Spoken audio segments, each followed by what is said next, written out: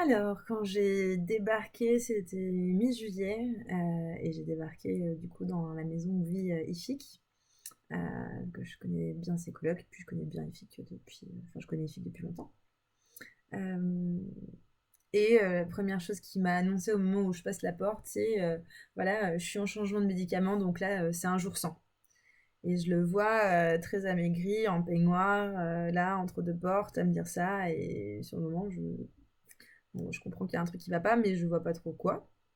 Et après, derrière, on se retrouve voilà, tous les trois avec son collègue dans le salon à discuter. Et puis sort au milieu de la discussion, oui, depuis que le cancer est là, je tombe des nues. Puis alors, ça, c'est le moment un peu délicat où j'ai pas trop su comment réagir entre l'envie de pas over-réagir pour pas en rajouter. Euh, et pour pas rajouter ouais, de la dramatisation sur la situation, surtout qu'en plus je savais pas trop quelle était la situation en l'occurrence. Et en même temps, l'envie de marquer que je reçois et prends en considération la gravité de la chose. Donc c'est un peu, donc sur le moment, je suis un peu neutre. Je fais comme si c'était normal et j'entends, je fais ah bon, depuis quand? Et voilà, et j'encaisse l'info. Euh, c'est vrai que c'est pas pareil de recevoir l'info d'avoir un proche atteint du cancer quand c'est un proche, un ami et pas quelqu'un de la famille. Parce que j'ai eu plusieurs membres de ma famille qui sont passés par là, mais souvent c'est des gens qui sont plus âgés, qui sont pas de la même génération, même si on n'est pas de la même génération, mais c'est vraiment ce côté où on est copains, on a fait la fête ensemble, donc là d'un seul coup, voilà, ça surprend. Euh, Puis bon, voilà, vu que je passais le week-end là-bas, j'ai eu le temps de le voir, de le côtoyer, de le voir dans les moments où ça va mieux, les moments où ça va moins bien, les moments où il y a un peu plus d'énergie, les moments où là, il va se coucher. C'est forcément bizarre quoi de le voir comme ça alors que je l'ai connu organisateur de soirée, à courir partout, à être voilà, super solide et puis surtout toujours là pour les autres, etc. Puis là de le sentir un peu voilà, concentré sur ses besoins, ce qui est bien normal.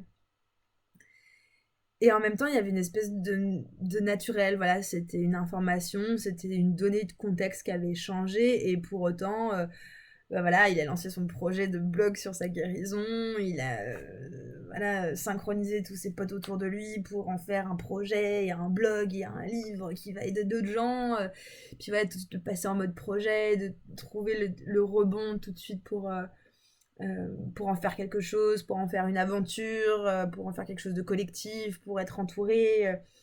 Et puis pareil, après, voilà, c'était l'anniversaire d'une des colocs, de le voir avec nous, rigoler, être assis, écouter Machine qui lui raconte sa vie, chanter avec nous, faire des blagues, se dire ah ok, en fait ça peut être juste ça. C'est pas juste ça parce que bien évidemment c'est quelque chose de sérieux, mais il y avait une forme de gravité euh, que j'ai moins ressenti en tout cas, ou que j'ai pas ressenti.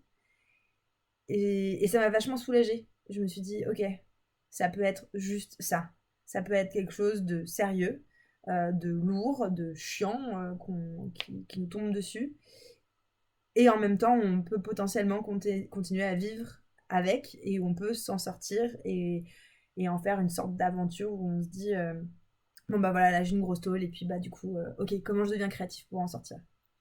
Et ouais, ça a allégé quelque chose, je pense, dans ma vision et dans mon rapport au cancer. Après, bien évidemment, là c'est une forme de cancer chez une type de personne, et je crois que c'est quand même très différent selon les cas, selon les types de cancer, selon les gens, selon les types de contextes. Mais en tout cas, voilà, je sens que pour moi, ça a allégé quelque chose, notamment le fait d'avoir beaucoup de gens de ma famille qui sont passés par cette case-là, notamment une personne qui en est décédée.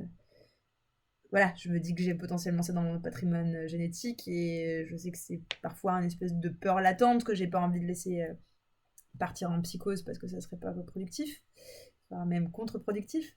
Mais voilà, je sens que ça m'a un peu apaisée, rassurée, puis ça rend le rapport aussi plus simple de sentir, même si aussi parce qu'il a fait preuve de beaucoup de pédagogie, je pense, et de bienveillance et d'ouverture sur sa maladie, de sentir que c'est ok et qu'on peut en parler et que oui c'est là mais non c'est pas le centre de sa vie et oui c'est là et oui ça prend de la place mais non il n'est pas que quelqu'un qui a le cancer et voilà donc ça a été c'est très inspirant. C'est une belle leçon, un beau cadeau aussi j'imagine de, de se confronter à ça et voilà j'espère que ce témoignage pourra peut-être servir à d'autres gens. Ouais.